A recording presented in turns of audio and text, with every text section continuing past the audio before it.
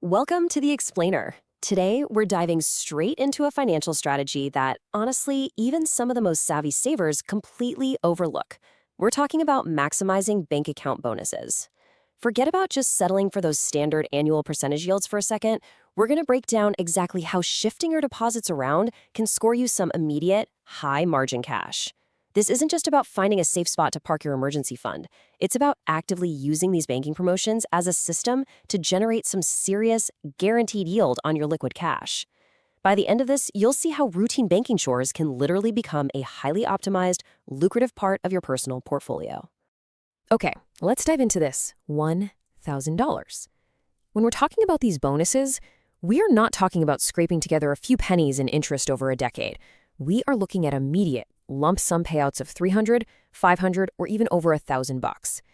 To really put that into perspective, if you wanted to earn $1,000 in a standard high-yield savings account, assuming a pretty generous 4% yield, you'd have to keep $25,000 locked up for an entire year. But here, a payout of that size is literally just your reward for setting things up strategically and checking off a few specific boxes over a couple of months. It's a massive, fast-tracked return on a really small investment of your time. Now, you might be wondering, okay, what's the catch? Is this a scam? It's super easy to see these offers and think they're way too good to be true. But I promise you, these are totally legal, highly structured promotions run by major household name financial institutions. Think about it like this. Instead of dumping tens of millions of dollars into Super Bowl ads, naming rights for stadiums, or just giant billboard campaigns, these banks are deciding to hand that marketing budget directly to you. You're basically taking part in a customer acquisition program. You meet their exact criteria, and they pay you out of their marketing fund. No catch, just a standard practice in modern finance. So why do they do it? Well, this whole opportunity exists because U.S. banks are fiercely competing for your business every single month. It is an absolute battleground out there for your deposits. With the explosion of digital-only fintech apps and online high-yield accounts, the traditional brick-and-mortar banks are fighting tooth and nail just to hold on to their market share. Offering cold hard cash is a really aggressive, calculated strategy to just cut through all the noise. They need your capital so they can fuel their own investments, and they are absolutely willing to pay a premium bounty to get your deposits before the bank down the street does. All right, so how does it actually work? To trigger these bonuses, the banks want you to take actions that basically weave them into your daily financial life. Step one is the obvious one: open the new checking or savings account.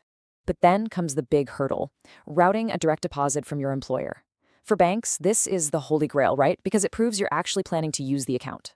From there, they might ask you to keep a certain minimum balance for a few months, or maybe swipe your new debit card a dozen times. Basically, they're testing you to see if you're willing to break your old banking habits and genuinely switch over to them. The best part? Once you meticulously check off those requirements, the cash is yours. Now, it does require a little bit of patience. You aren't waiting for some rebate check in the mail or trying to decode a confusing point system, but the payout usually isn't instant. Typically, you're looking at maybe 30 to 90 days after you hit that final requirement before the cash just magically drops right into your balance. Once it's there, you can use it, invest it, whatever you want. If you're someone who likes optimizing their assets, it just means you need to map out your cash flow so you know exactly when your money is tied up and exactly when payday hits. Let's pause for a second, though. Let's look at the actual economics here. Why on earth would a bank willingly hand over hundreds or even thousands of dollars up front to a total stranger? I mean, if they're throwing this much cash around just to get checking accounts opened, how does that math actually work out for them? It's a totally fair question, and honestly, you need to understand it if you want to really master this system. The answer is actually incredibly simple: customer acquisition cost, or CAC. Banks desperately want long-term customers, and they know a secret about us: our banking habits are incredibly sticky. Think about it: changing where your paycheck goes, updating all your auto-pay bills, learning a whole new app. It's annoying. Because of that built-in friction, people almost never switch banks. So if a bank can bribe you, for lack of a better word, with an upfront bonus to just make that initial switch, their internal data proves you'll probably stay with them for years, maybe even decades. They're playing the long game here. This is the ultimate play in customer lifetime value. As soon as your money is sitting in their ecosystem, they are using your deposits to fund other people's loans at much higher interest rates. Every time you swipe that new debit card at the grocery store, they're quietly collecting merchant transaction fees on the back end. And most importantly, when you eventually need a high-margin financial product later in life, like a 30-year mortgage, a car loan, or wealth management, you are way more likely to just use the bank you already have a relationship with. So that few $100 they paid you up front, it pays for itself over and over again. Now, a quick warning. Because this is a strict business transaction, maximizing your return means you have to treat the terms and conditions like an ironclad contract. The bank sets the rules, and they do not bend them. To successfully snag these bonuses, you must execute the requirements to the absolute letter. This isn't horseshoes. Close enough doesn't count. If you miss a detail in the fine print, like say you're a single dollar short on the minimum deposit, or you miss a deadline by one single day, they will absolutely disqualify you. And then you're just stuck with a new account you didn't even want.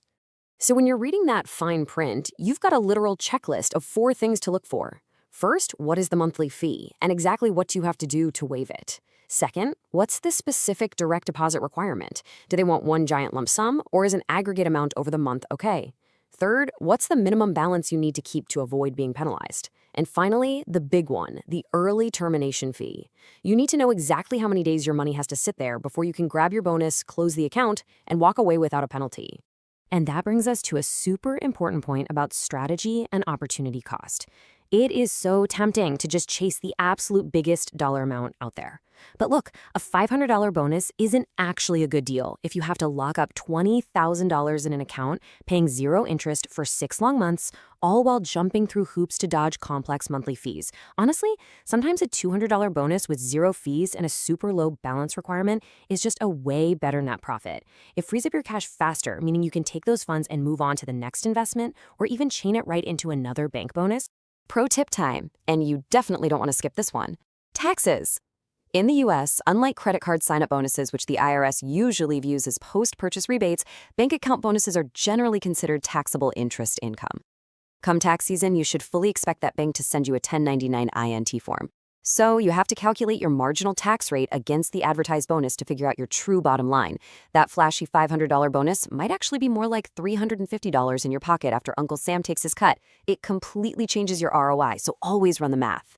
So let's bring this all together. Yes, these banks really do pay out, and leveraging these bonuses is an incredibly effective, repeatable strategy for generating yield on your cash.